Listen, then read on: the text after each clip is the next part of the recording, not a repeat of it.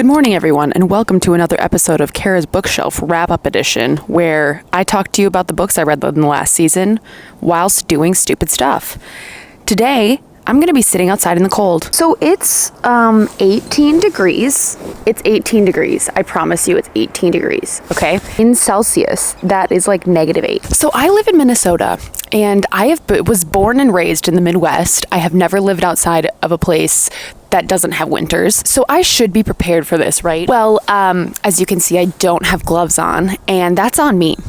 I should go get them, but I thought, oh, it's nice outside. No, it's not. I sounded very Minnesotan right there, but whatever. So for those of you who are new here, hi, my name's Kara. Welcome to my channel. I really appreciate you being here. If it's your first time here, just enjoy the video. I really appreciate it. And if you've watched a few of my videos, you should hit that subscribe button because you know you want to. So let's just get into it because I'm freezing. I read 9 books in the past season.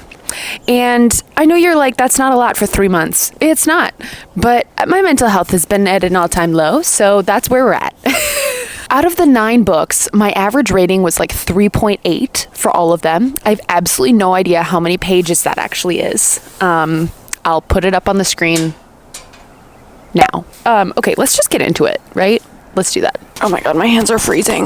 All right, so in no particular order here, we're going to be starting off with this book, Before the Coffee Gets Cold, because literally I am trying to do this video before my coffee gets cold. This is the only thing that's keeping me alive right now. This is an incredible book. I read half the book in one sitting and then had to take a break because I cried a lot in the first half.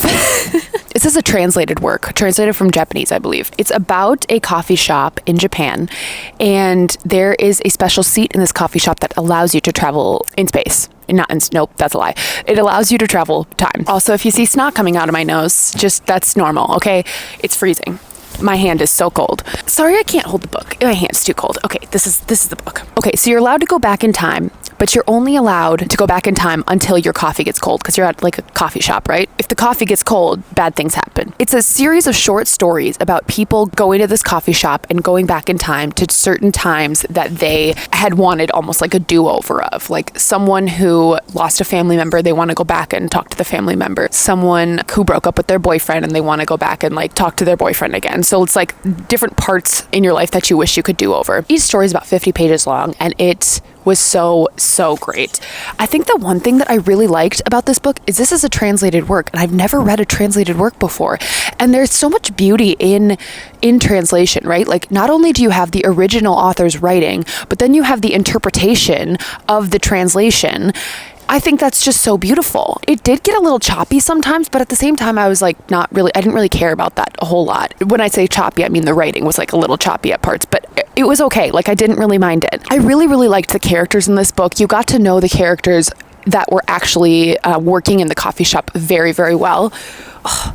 Okay, if you're from Minnesota, everyone has these hats, right? I hate these hats. This is the only hat I have, so that's why I'm wearing it. But like, they're way too big for your head. I absolutely hate it. I don't know. I just really loved this book. I feel like if you are looking for, it's not fantasy. It's like maybe like a little bit of magical realism, but just with some short stories that help you explore, like, if you could do something over, would you want to do something over? I need to go get gloves. I'm really cold. Okay, I got gloves. It's a lot better. It's a lot better from here on out. I gave this book a 4-star. I feel like people could give it a 5-star for sure. I think the writing being a little bit choppy at parts was the only thing that got me, but the story was so beautiful. I really liked how it was also separated into short stories. So it's like you finished a short story and then you're like, oh, I can take a little break now or something like it wasn't like you had to just continue reading. It was broken up really nicely. And I don't know, I just really loved this book. And I think there's actually a sequel coming out or is already out for this. I don't know if it's an actual sequel or just more short stories set in this coffee shop, but I would read it. Honestly, really love this. Also, it's just a beautiful book in general. The foiling's incredible. Got this when I was in the UK and do not regret it. So I would 100% recommend this if you are interested in it, or if you just want like an exploration of thinking about your life and thinking about like, okay, if I could go back in time and change something, would I want to do it? Loved it. And I did that whole thing before my coffee got cold, so I'd consider that a success. It's still warm, but it's like not not that warm. I'm going in just a totally random order here. Also, if you are interested in me going more in depth on any of these books, I did quite a few reading vlogs for all of the books that I'm talking about today. I'll leave some link down below if you want to go check them out. But yeah, today's just a quick wrap up. But if you want my in-depth thoughts, reading vlogs are where it's at. Also, do you like I have to put all my books on a towel because the table is full of ice. Okay, speaking of translation, next book I read is Babel by R.F. Kuang. I did not do any reading vlogs for this. I just read this. I read this when I was coming back on the plane from the UK, and oh my god, this book is incredible, absolutely incredible. I cannot recommend this book more. So obviously this book is like major hype on BookTube, right? Like everyone is talking about it, everyone's reading it, and it is totally worth the hype. I got to admit, I did not look up any reviews before I read this. I did not look at anything before I read this book because I wanted to go in completely blind. The only thing that I knew about this book is that my fiance read it and he really loved it. And I was like, okay, if he read it, then I'm going to probably really like it. I've never read anything by R.F. Kuang before, but holy shit, this is where it's at. If you are a fantasy reader or dark academia reader, you need to read this book. It's incredible. Babel is about this translation center. It is set in Oxford, and you're following this young man named Robin who gets basically immigrated to the UK by this professor from Oxford to go to this school of translation called Babel and learn how to be the best translator that he can be in like Mandarin and Latin and all of the languages. On a deeper level, there is an element of like magical realism to it. I don't feel like I want to go super into it if people are interested in reading it, but basically like the scholars of this translation center work to know deeply the words and the meanings of all of these different languages so they can get the purest translations they can to be able to do a little bit of like magical like work. And I feel like that's all I want to say. And I know that probably makes no sense, but I feel like just read the book, okay? My hand is so cold. Also, I think I have Raynaud's, and if you don't know what that is, it's basically where your fingers get so cold that they like lose blood flow, so that's great. This book was so good. Probably the best book I've read this year. I cannot recommend this more. I gave this book 5 stars, 100%. The writing in this book, insane, incredible. Could not put this book down. I was literally on the plane. Well, we were on the plane for like 8 hours, and I think I read this book for like 5 hours out of the 8 hours. It was so good, so bingeable. I really liked the aspect of found family that was throughout this book as well. So Robin, basically, like I said, he gets picked out of his home. He doesn't know anyone where, and he goes to England, but his cohort becomes his family.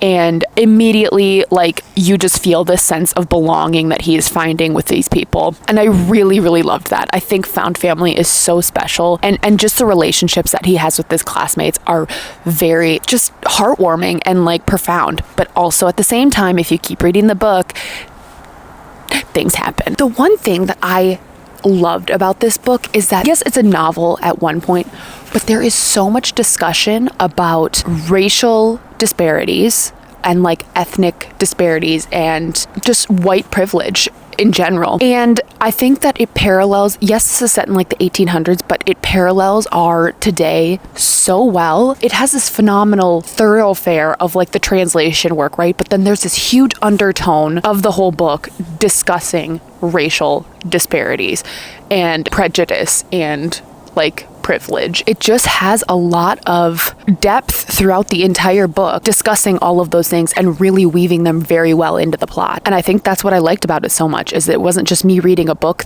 just to read a book. It had such a great meaning behind the whole story. I feel like in fantasy novels, sometimes you get the discussion of mental health, but I don't feel like I've read a lot of books where there's a ton of discussion about prejudice and white privilege and the stuff that we encounter, and it's very, very prevalent throughout our society today, and it parallels our society today so well. I feel like that's all I want to say about that, because I feel like reading this book, that was a surprise to me, and I loved it. I cannot speak enough great things about this book. Seriously, I feel like I could just go on about this book forever. I should have done a reading vlog for it, but like I was reading it so quickly and I just didn't. So I would 100% recommend this if you like dark academia.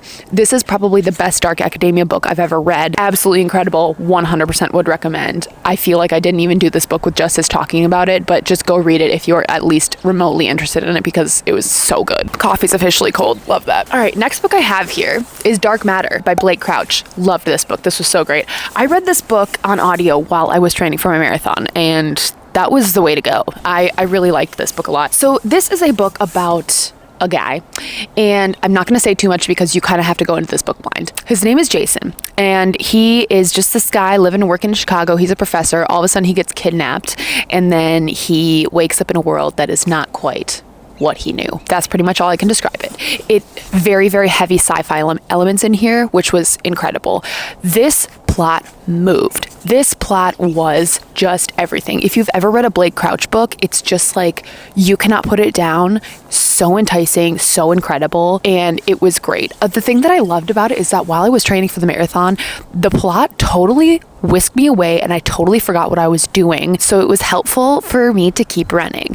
If you are looking for a book to get you out of a reading slump, this is the book for you. I gave this book a 4-star. I don't really have any reason why I didn't give it a 5-star other than I just didn't get the feeling of a 5-star read. I haven't read Blake Crouch's new novel yet, but I've also read Recursion by him, and it was so good. Yeah, if you're looking for a book to get you out of a reading slump, read this book. If you like sci-fi, I think that's the biggest thing. You need to like sci-fi in order to like it, because there's tons of sci-fi in here. Not like space stuff, but like just weird what's going on. Elements of mystery kept me guessing. I had no idea what was happening. It was great.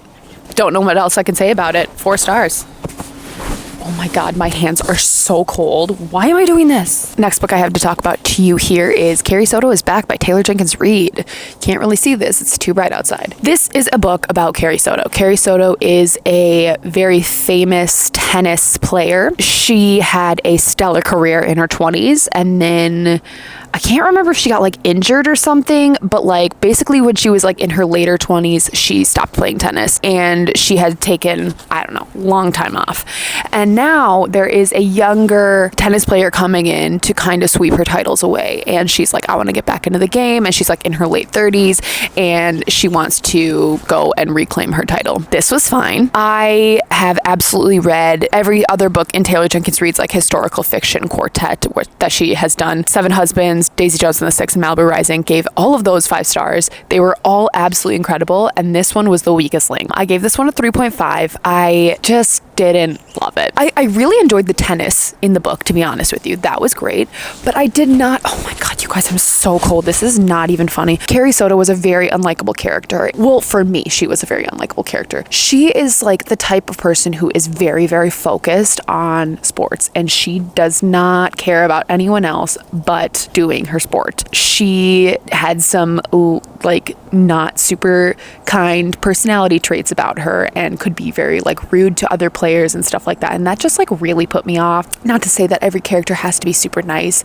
but the main character, I feel like you want to have some redeeming qualities about them so you feel like you can connect to the character. And I just felt like I could not connect to her at all. You know, as you read throughout the book, you do feel like you do have like a little bit of a redemption arc, which was nice, but I just didn't connect with her. And I feel like books for me, I need to have some kind of connection to the character that I'm reading, or some kind of connection to the storyline, and I had neither. So that was kind of a downfall. I will still read everything that Taylor Jenkins Reid publishes, but this one was a miss for me, and that's a little bit sad, you know? Next book I have to talk to you about here is Love on the Brain by Ali Hazelwood. I read this with my friend Steph from Skim with Steph.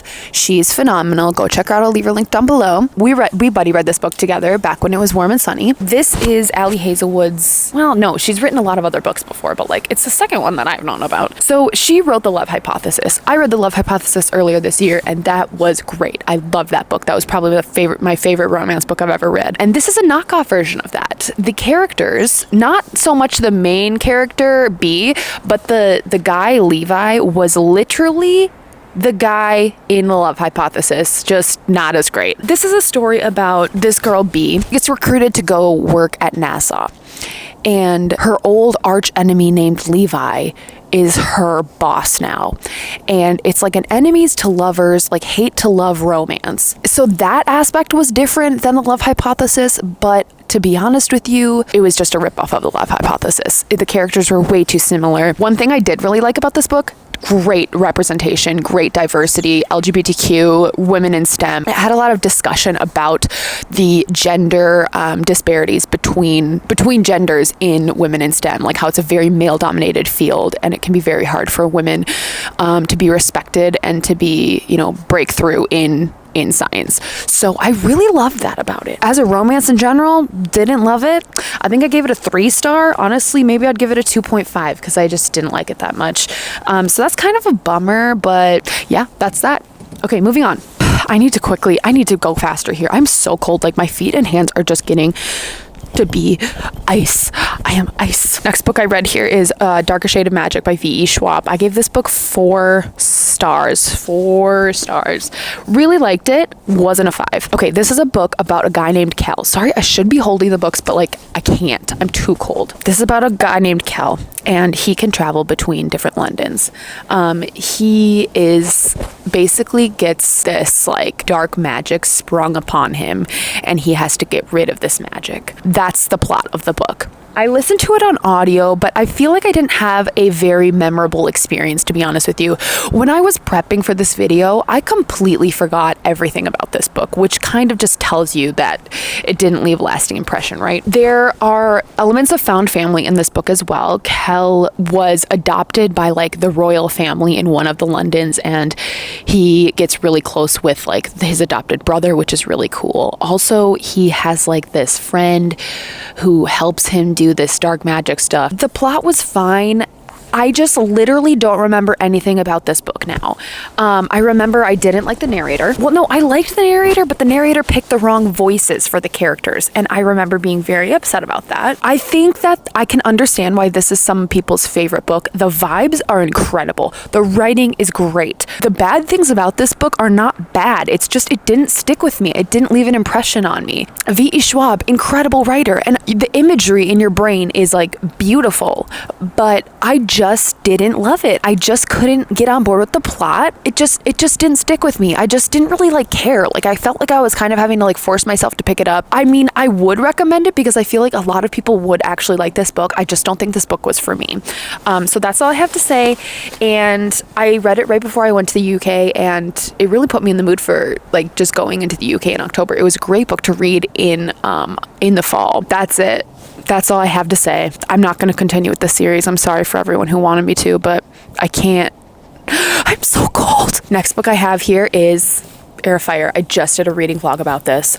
So if you want my real-time thoughts, all spoilers, go watch that. This is the 3rd official book in the Throne of Glass series. I gave this book 3.75, I think. Yes. If you don't know what the Throne of Glass series is about, it's about this girl. She's an assassin, and there's kind of she's set in this magical world where there are fae. I don't want to spoil it. In the first book, she's competing to be the king's assassin, and then you're just following her. You're just following Selena. This is a really bad way to describe it, but I feel like I don't want to tell you everything about the book if you're interested in going into it. In this book, we get a totally different storyline than the first 2 books. The first 2 books really are set in Rifthold, which is the mainland, right? And then in this one, Selena goes off to another world, and there is a whole new storyline that opens up from here. You meet an entirely new cast of characters. I really liked it, but there was one thing in this book that really put me off, and if you watch my reading vlog, you'll know. I don't want to tell you because I feel like it could be a spoiler. I'm going to continue reading this series because I really, really love this series, and I have to know what happens, and I really love Selena. She's just a badass. I love her. One thing that I do want to say about the series as a whole is it's a great starting point for fantasy readers. If you are just looking into getting into fantasy, read this series because I feel like it has really great elements of basic fantasy that I feel like can really start to get you understanding the elements of fantasy novels and fantasy worlds in general. It's not overly complicated. It's pretty simple. There are elements of romance, but it's not heavy on the romance, which I love, but also hate sometimes because I just want Selena to like find her person kind of, but also not find her person because I love the tension that's going on between all the characters. That's Heir of Fire. I gave it 3.75. I was hoping for more. I did like it, but I was really tainted by my perception about what was going on between the characters. So that's it. The coffee's officially ice cold. It's officially ice cold, and I am ice cold. Okay, my last 2 books. This is gonna be really quick because I'm so cold. Like, I literally can't feel my toes. Number 1, Horrorstor. Read this in one go. I actually listened to it on audio on the way to Chicago, on the way to the marathon. This is by Grady Hendrix. I gave this book, I think, like 2.5 stars. To be honest, I didn't like it at all. I really didn't like it. This is about a haunted IKEA store. That's it. That's all you need to know. This is my first introduction into horror, and I went in with a very open mind. I was like, I got this. Maybe I will find I love a new genre. Who knows? I can do it. No, I can't. I hated it. It's about a haunted IKEA store and everything's going fine. You hit 75% of the book and then it's just like absolute horror, gore, gross. And it's not even that bad. It wasn't even that gross of a book, but like I hated it. I hated listening to this. It was disgusting. I wanted to vomit. I never want to read another horror book again. I think that it had a really cool concept. I really liked how it was almost kind of like each chapter had like the set of a new like IKEA catalog where it would be like, oh, this is the Solomon chair. This chair is great for sitting or whatever. But that was cute, and I liked the writing was good. I didn't mind it at all, but I just hate horror. I thought it was disgusting. I can't get on board with that. I don't want to read that in my leisure time. It's just not for me. So I gave this, I think, a 2.5. Not going to be reading any horror anytime soon, ever. Okay, maybe I will read haunted like house stories, but not horror.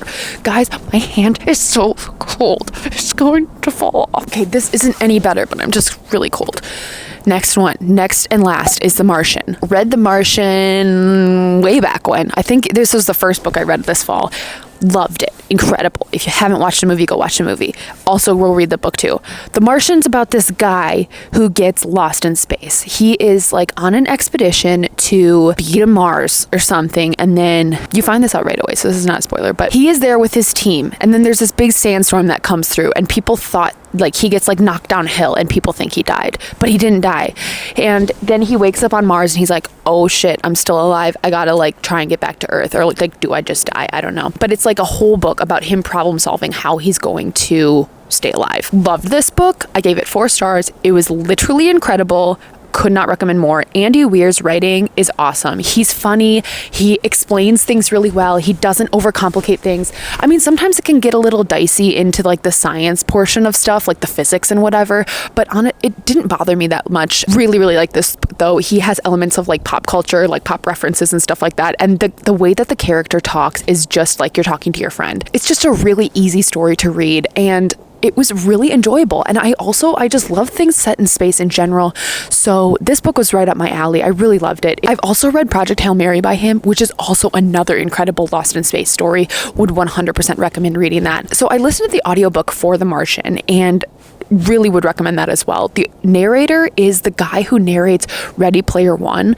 And he's just like this like nerdy little sci-fi guy, and the voice is like this nerdy little sci-fi guy in your head, and it just works. Read it if you are interested in space, or if you haven't read an Andy Weir novel, I just would recommend it in general. Okay, that's all the brain power I have. I'm so cold, and all I'm thinking about is trying to get out of this seat. If you liked this video, please subscribe, because just give me a thumbs up. I don't care anything. I don't have to do this, but I want to, because I don't know. I just want to. Okay. I hope you guys enjoyed the video. Have a great day and stay warm. Bye.